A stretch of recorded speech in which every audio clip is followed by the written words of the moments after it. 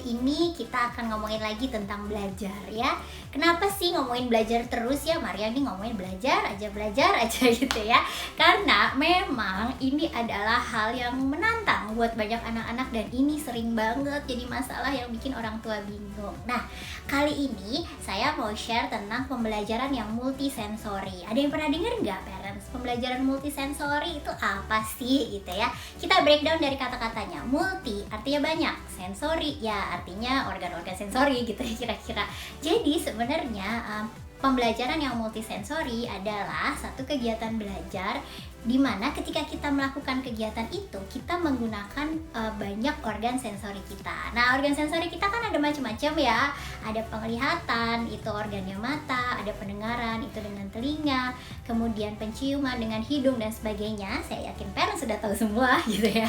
Jadi intinya ketika kita menggunakan pembelajaran multisensori ya kita menggunakan berbagai macam organ tubuh kita untuk belajar. Nah, contoh gini. Kalau misalnya kita belajar ya mungkin zaman parents kecil dulu ya, termasuk zaman saya kecil ya, kita kalau belajar kan membaca buku terus menghafalkan gitu ya. Pelajaran sejarah misalnya perang ini tahun sekian gitu, kita baca, kita hafalkan.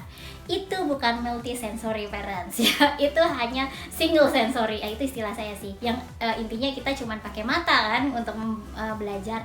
Nah, yang disarankan sebenarnya untuk anak-anak berkebutuhan khusus dan juga nggak cuma ABK loh yang dapat benefit dengan pembelajaran multisensori, tapi semua anak ya, siapapun anaknya, secerdas apapun gitu ya, sebagaimanapun tingkat kecerdasannya, itu akan lebih banyak menyerap kalau pembelajarannya dengan multisensori. Misalnya tadi ya, contohnya kita belajar sejarah tentang perang-perang. Oke, kalau dulu kita mungkin hanya membaca, coba ditambahkan, jangan hanya membaca. Kalau sekarang mungkin kita bisa cari video. Video itu kan minimal udah ada suara, udah ada visual. Terus ada juga kita bisa sambil mendengarkan dan juga melihat kan, ini dua nih, mendingan lah ya gitu.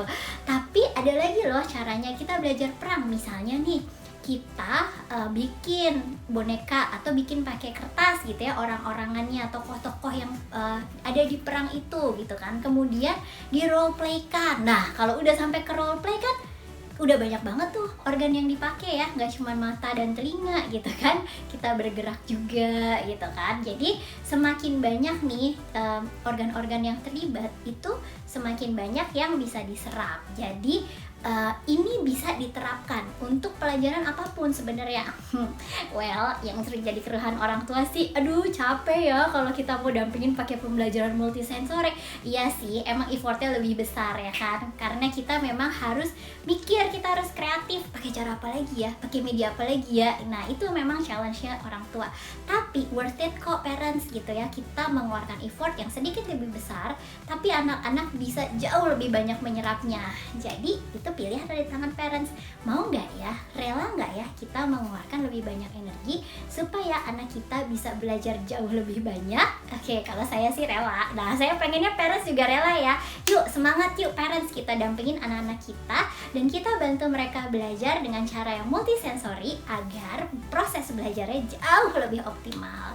Oke, terima kasih buat parents yang sudah menyaksikan. Kita ketemu lagi di video selanjutnya. Bye!